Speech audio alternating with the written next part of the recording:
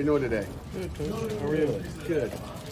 Great weekend. I guess the last time we talked was Friday, and since then we had a nice scrimmage on Saturday. 124 plays offensively and defensively. I think we got 40 snaps in special teams wise, so a pretty extensive scrimmage. Good day. And then we had a kind of an evening practice Sunday night, and then we had a day off yesterday, I guess. So, again, good scrimmage. Just happy with where we are. I think anytime you go into scrimmage, you kind of go, hey, we're going to need to have a good scrimmage, stay healthy, which we pretty much did, and really get a lot of work in and kind of have an idea of where you are, and happy with where our guys are right now coming out of that scrimmage. So, question. Who won the scrimmage? The defense won 56 to 54. If I recall. At first I said the defense got beat, but I think the offense was ahead the entire scrimmage, and at the end the defense won a 4-minute situation, which was get the ball back, and then the defense won the 2 minutes and came back. So defense won late. I thought the defense had gotten beat because the score was that much, and I told the team it was the opposite. But what was that? Who stood out on both sides? Oh boy, like I said, it was one of those clean scrimmages that there was no stars either one. It was just kind of solid throughout. It was just clean ball, not many unforced errors, which is what I wanted to see as far as jumping off sides and all that with all the different cadence we have in. I can't say someone stood out. If I had to say someone stood out, I thought Bangally had a heck of a pick. Shayne Simon had a heck of a pick, and some things we're working on. Those are two of the interceptions on the day. I won't tell you which quarterback threw them, but there were two nice interceptions. I thought were just like, wow, that was a big time play. And actually, Rashad Battle had a nice play as well on an interception. So, how do you keep score in that scrimmage? Oh, it's crazy. It's crazy. I don't keep score. I try to ignore it. Coaches will yell from the sideline, like, hey, that's a sack. I'm not counting as a sack. So, offensively scores like they do, except they get points for first downs. They get points for big plays. And then defensively, you get, same thing. If you go 3 and out, you get points.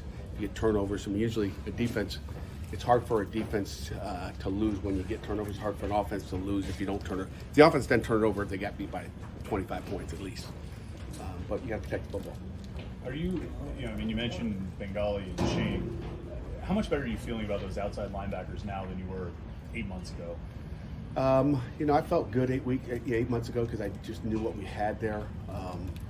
But Bangally's really playing at a high level. Shayne Simon's playing, and obviously Servatier. Tyler Wilkes is playing really well. He's a guy that, he's what we thought he'd be. He's not going to be a bust. We're going to be watching him on game days. Solomon Shields taking a step forward that he's going to play a lot of football for us. So we feel pretty good. And I tell you what, another guy, Nick Lappy, has had an outstanding camp. He's strong, he's physical, he's twitchy, he runs around. That's a kind of, I'm going to have to go get Nick Lappy out here today, Coach. Nick's been impressive. And again, I think he was going to help us on special teams to begin with, but he's made some strides, and he's become a really good football player for us. Those scrimmages, are those total approaches like a game day, like a true game day, and wake up and go through that routine? It is, but it was a little early. We had some, it was a 10 o'clock scrimmage or 10:30, I don't know what it was, so that's the only thing it's not. But that was just, it's an interesting question. It's like game day, and we're treating it like game day. We didn't get to go to our game field there, but trying to get our guys' minds like it's a game day. And when they broke down after warming up, I was like, these guys are kind of dead, or they're just totally locked in, because there wasn't much messing around. It was just like, God, I don't know, because it's hard as a coach to feel, are they ready or not? Like I was, preached for a day and a half about being ready mentally, and they were locked in. Like there was no question about it. They were ready to go, and that was good to see as well. Do you limit the snaps for the first teamers just to keep them healthy? We went in saying we wanted to get 50 snaps with the ones, 50 with the twos, and about 20 with the threes. And we got 20 with the threes exactly. I think I got more with the twos than I wanted to, and less with the ones. But I really wanted to give them the 50-50 was the goal going in, but I just couldn't. I tried to get it. But we'd go 3 and out somehow, and I was like, okay, period's over. I just couldn't. I tried to get more for the ones, and because as a scrimmage, I'm counting the refs saying, how many do we have, and I just couldn't get it done unless we kept going, and I just couldn't do that. So, were there more 3 and outs than you wanted to see in a normal scrimmage? Not really. I don't know what our 3 and out percentage was, but scrimmage is easy to have 3 and outs just because you have so many series. So, but I wouldn't say there was a lot of 3-9s. Coach, when you're evaluating players, how much do you weigh a day like they're playing a day like a scrimmage versus what you see in practice every day? I mean, you weigh every day. I think it comes down to consistency. Our guys know that. How consistent are you?